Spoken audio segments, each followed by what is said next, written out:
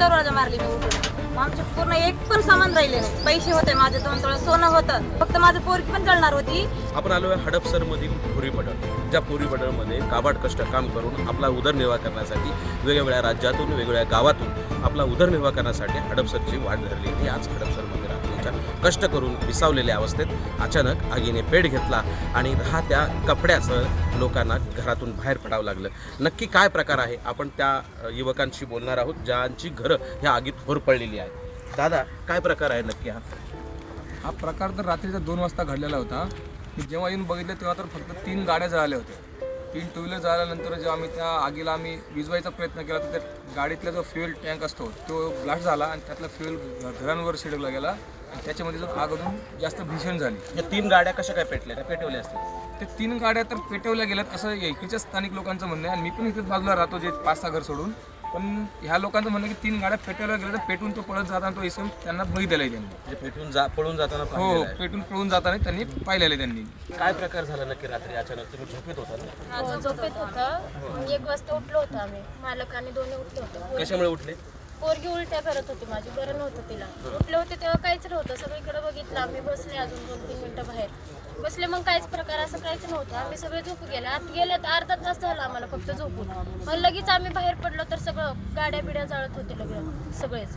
मग असं स्पष्ट झालं ते सगळं. विजवायचा कोणी प्रयत्न केला का? सगळंच केलं आम्ही, सगळ्यांनीच केलं. आणि विजवतच नव्हतं ते, म्हणजे विजलं थोडं थोडं आणि लगेच ते ब्लास्ट असं झालं ना बॉम्ब सारखं. आमचे पण तेच माझ्याच रूमचं शेजारी होतं. मी पण जळणार होती आतमध्ये. कसं तरी माझे डोळे उघडले म्हणून मी बाहेर पळून आली, सगळ्याला उठवली, म्हणून सगळे माणसं वाचवले. म्हणजे आग सगळ्यात पहिल्यांदा तुम्ही पाहिली? हा, माझंच रूमचं शेजारी होतं. तुम्ही आरडाओरडा केला? हा, आरडोर सगळ्याचे दरवाजा मारली मी उठून आणि नंतर गॅसची टाकी काढून घेतली. टाकी काढून घेऊन ते हे लाईटीची पीज असते ना, ते पीज काढली पहिल्यांदा. लोक कोणी पण मरणार बघलं, कसं तरी वाचलं तर बरं होईल. सामान गेले तर गेले, लोक तरी वाचणार म्हणून जाऊन पळून माझा नवरा मी पीज काढले आणि गॅसची टाकी काढून घेतली आणि तेव्हापासून सगळेच रूम जळून घेतले. मग आमचे पूर्ण एक पण सामान राहिले नाही. पैसे होते माझे 2 तोळे सोनं होतं, 1 लाख रुपये पैसे होते. आम्ही बीशी भरते, आम्ही कष्ट करून बीशी भरत होतं. सगळं तिथे पैसे आणून घरात ठेवलं होतं. सगळं सामान विमान सगळं जळून गेलं. फक्त माझी पोरगी पण जळणार होती. गॅसची टाकी काढून गेली तर पोरीला विसरली मी. तर नंतर जाऊन बघितलं तर माझी पोरगी आतमध्ये होती, झोपत.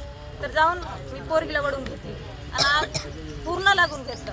20-25 रूम. या ठिकाणी अचानक आग लागली आणि 20-25 रूममध्ये लोक असलेले या लोकांना त्या मावशींच्या तत्परतेमुळे की त्यांनी अनेक लोकांचे दरवाजे वाजवले, सगळ्यांना उठवलं, आग विझवण्याचा प्रयत्न केला, परंतु आग काही आटोक्यात येण्याची परिस्थिती नव्हती आणि या आगीत जवळपास 20 घरांचे खाक झाले. आज हे कष्ट करणारी लोक आहेत. वेगवेगळ्या राज्यातून आपला उदरनिर्वाह करण्यासाठी जरी आलेले असले तरी यांना न्याय मिळेल का आणि पुन्हा नवीन घरात त्यांना जाण्याची संधी मिळेल का हेच पाहावं लागेल.